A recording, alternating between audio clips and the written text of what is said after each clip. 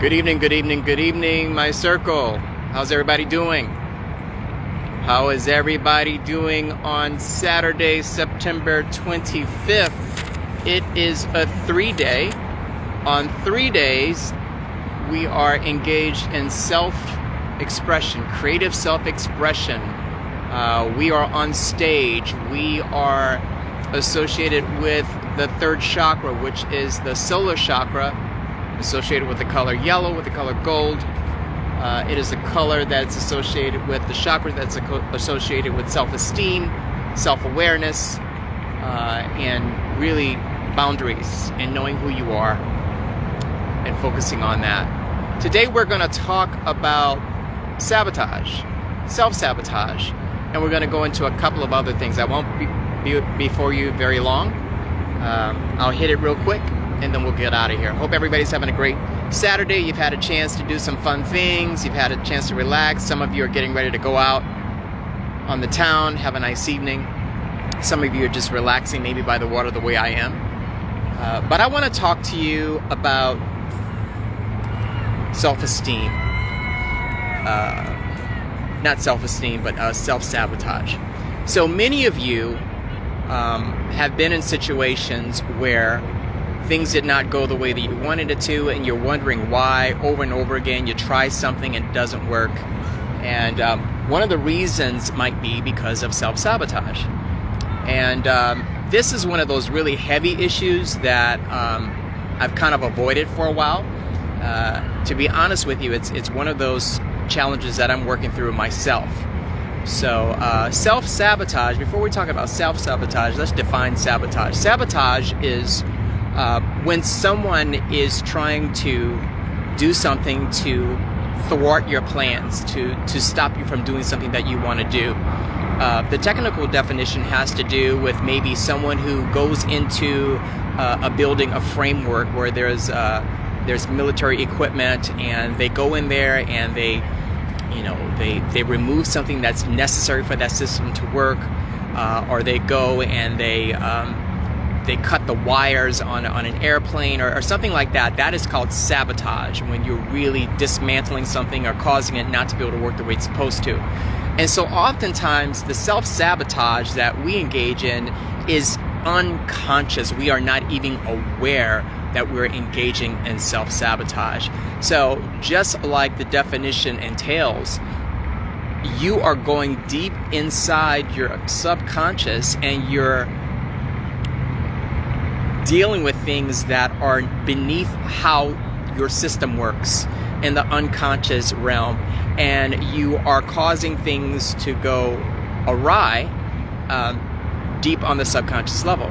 And that happens usually from a very early age. There's something that goes on in your life during childhood that's a trauma type of experience, and the way that you react or respond to that trauma is to make changes, adjustments for survival's sake, and those changes wind up being what causes the self-sabotage in your life until you're able to pinpoint what happened and go back and make the adjustments. And I'm only speaking of this because this is something that I figured out about myself. Some of us who grew up in somewhat single-parent households. I had a stepfather most of my life, to be very honest with you, but there are periods of time where it's just my siblings and my mother. I just learned a term today called parentification.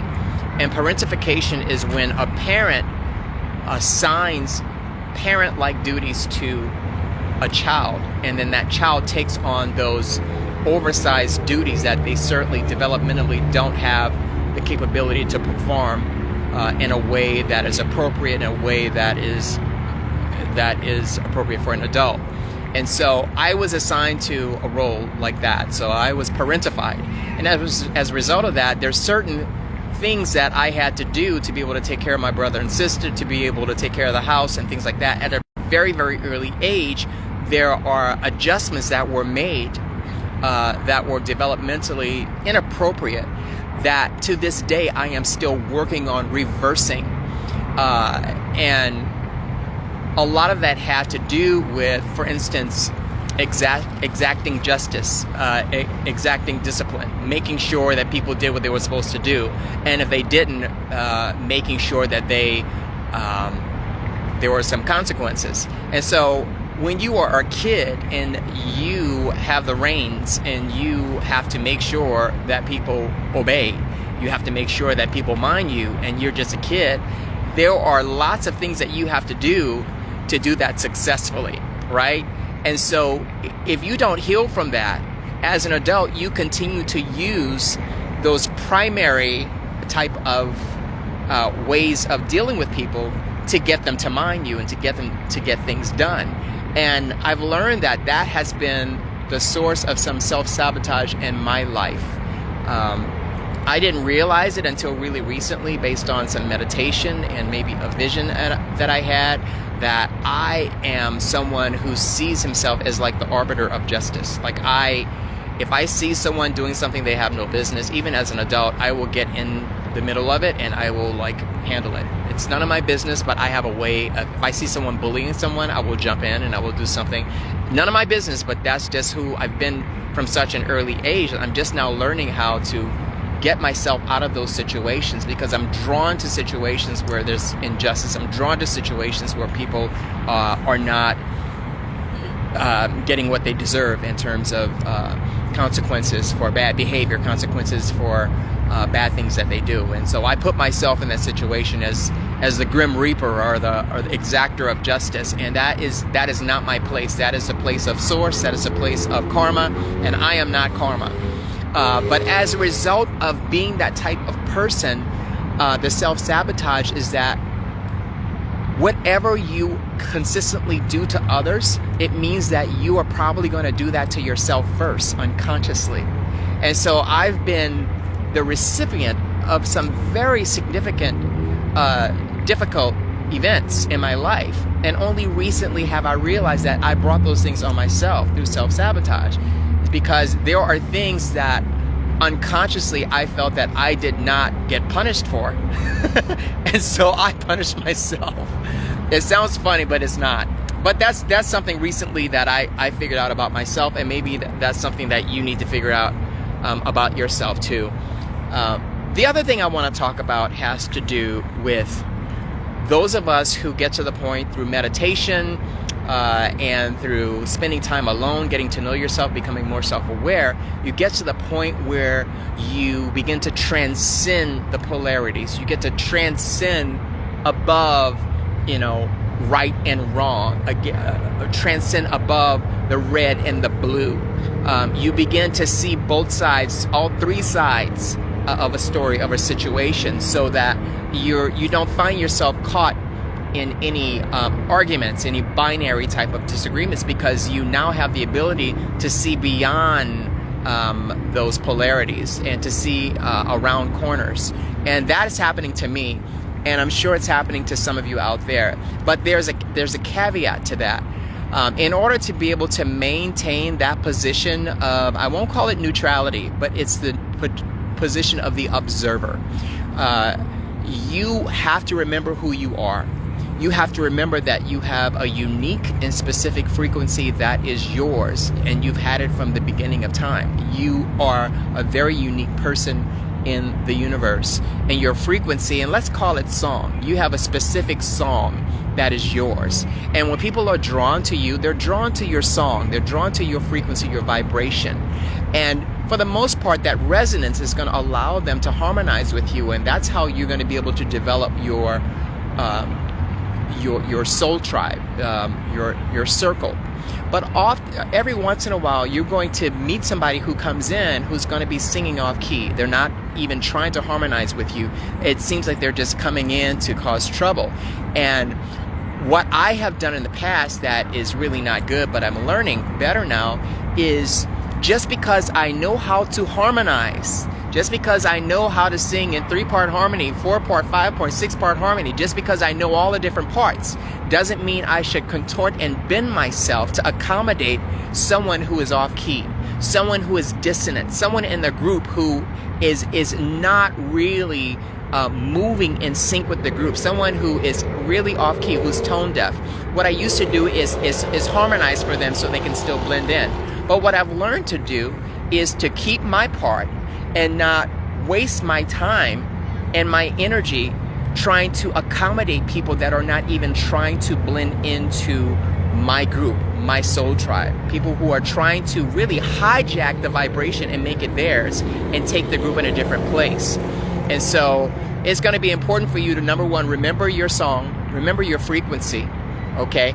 And keep your frequency authentic.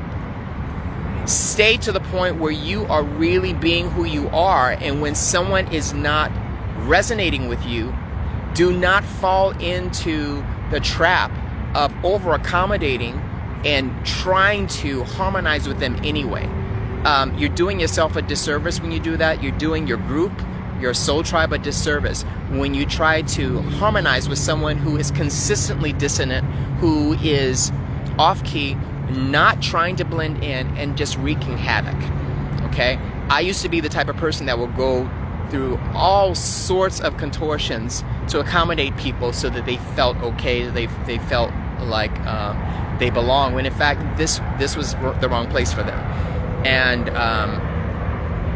maybe you have experienced that too. And people who are ascending and who are opening up and awakening, oftentimes you're very skilled with relationships. You're very skilled with holding space with people, holding space for people and being patient. But there is a boundary to that. You can't do that forever. And you have to give people the opportunity to harmonize and to be resonant with your particular frequency and vibration.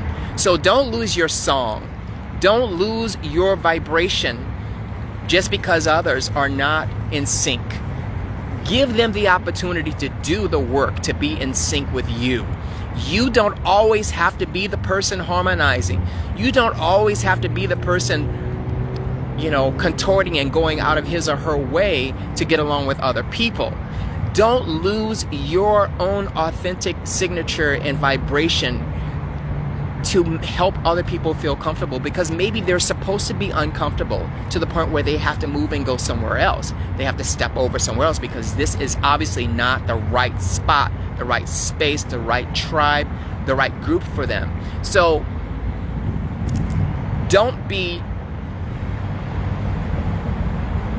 honest, be in integrity, and be truthful about who you are and about who your friends are and what you represent. When someone comes along and they're tone deaf and they're not blending in with your group, and they obviously are going to be trouble for you all because they're not getting it, allow them to go the way of all things. Don't go out of your way to keep them. That has been my problem so much. I want to accommodate people. I want them to feel comfortable, but sometimes they're supposed to be uncomfortable because they don't fit with me. They shouldn't be in my group. They shouldn't be around me. They don't harmonize with my song. They don't harmonize with my frequency. So why am I bending myself out of shape to make them feel that when they're at home, when this is my home, this is my soul tribe? Does that make sense? Very, very important that you get that, especially those of us that are ascending, those of us that are awakening and are transcending the binary, transcending duality, transcending polarities, not picking one side or the other, understanding not this side or that side, but understanding you, your circle, who you are. That is the most important thing in your life, to really know who you are and to stay in your element. Be centered and grounded in who you are in your frequency, because that is how you're going to draw the right people, the right events, the right circumstances, the right context in your life. By you standing in who you are and your knowledge of self and your knowledge of who you are and where you're going and your alignment. If you step out of that to accommodate someone else, then you could lose your frequency. You could lose your role in life. You wind up being sucked into somebody else's black hole. You get sucked into their destiny, and then you're just lost. And that happens to people. And that's happened to me several times in my life. Because I have been so over accommodating, because I have the skill to be in relationship with people, and I have the skill to discern who they are and how to harmonize with them. But that is not how you do it. if you have to know who you are, and you have to allow people to harmonize with you and to be aligned with you. Otherwise, you're doing the world a disservice, because you lose the resonance, the reverberation of your own radiance and frequency when you allow yourself to over accommodate others who do not even have your gifts, who do not even have your particular destiny or purpose in life. There's so much that maybe you are supposed to do that your destiny gets hijacked because you're accommodating people that don't even belong in your circle. So, I mean, that's really all I have to say, but that is really, really heavy.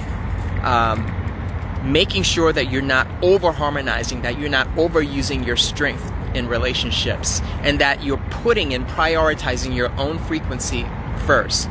That in meditation and prayer every day, that you're revisiting you're revisiting your own frequency, and you're cultivating your own awareness of self, so that you know who you are all the time, and so that people are drawn to you because of who you are. Do not leave your resonant space. Do not leave your frequency to try to be with other people. Let them come to you. Let your soul tribe come to you, and make sure that people are aligned with what you're all about, or you can get lost. You can forget what your role is. Okay? Very, very important stuff. So escaping the matrix is one thing, but being drawn back in can happen also if you lose your frequency. You won't lose your frequency, but you can lose your understanding of who you are, and you can harmonize so much that you fall into someone else's frequency, someone else's resonance. Okay?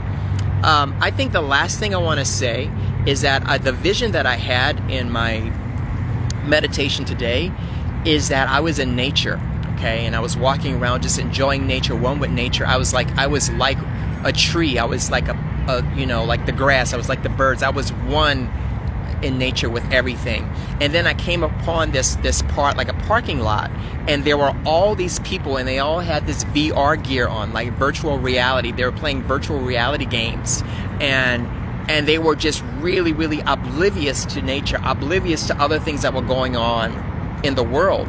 And only as I looked around, there wasn't anybody else who didn't have the virtual reality gear on. There's no one else that was free of that stuff but me. And everybody else had these masks, not the masks, but they had these gear on, these glasses on, and they were playing games. And each was enmeshed and entrenched in their own virtual reality game, and it was their life that they was in, and things had become so virtual that they were no longer in touch with nature. They no longer cared about nature. They were no longer connected to nature. And as a result of that, what I'm remembering, what that vision is letting me know, is that it's so important that when you awaken, to realize that you're awakening from that was once you. You were once one of those people who had the virtual reality gear on, and you were enmeshed in an unconscious reality where you were just going along through life, and you weren't really aware of your connection to nature and how you're connected to the earth and to the sun and the moon and the stars. But there are people that are still asleep, and they're not awakened, and so we have to be patient with them as they're choosing sides, as they're fighting about this and about that, and they're going back and forth with each other. It's important that you don't fall into that again. It's easy to do. Just listen, be an observer, and listen with your heart, and be compassionate and empathetic, but do not fall into picking sides. Do not fall into being in the duality and the polarity of it all. Once you transcend and you can zoom out and have the aerial view of the whole picture, those people that have their virtual reality gear on cannot see the whole picture. They can't see past their 10 fingers and 10 toes that they're using, their arms that they're using, and legs in this virtual reality game. It is a game. It is a video game. And everybody's playing their own video game. And they're not aware of each other. They're oblivious to the impact they're having on other people's lives. But when you awaken You transcend the polarities. You take off your virtual reality gear and you see life for what it really is. Don't go back to it. You are needed. You are valuable because you're going to help escort those people, usher them into ascending, usher them into awakening. So stay the course. Continue to cultivate a real and meaningful relationship with yourself, your higher being, and source, and you will continue to grow. You will continue to ascend. And don't allow yourself to engage in self-sabotage.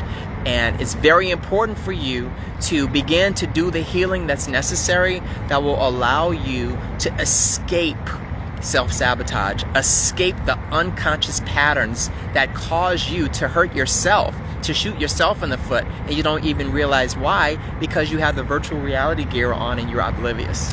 Okay? That was a little heavy, but I hope you guys are having a wonderful, wonderful Saturday. Hi, Boyd, man. Good to see you, Boyd. Good to see you. Hope you're having a great Saturday. And I'll be with you again next weekend. Until then, I love you. Enjoy your week. Take care.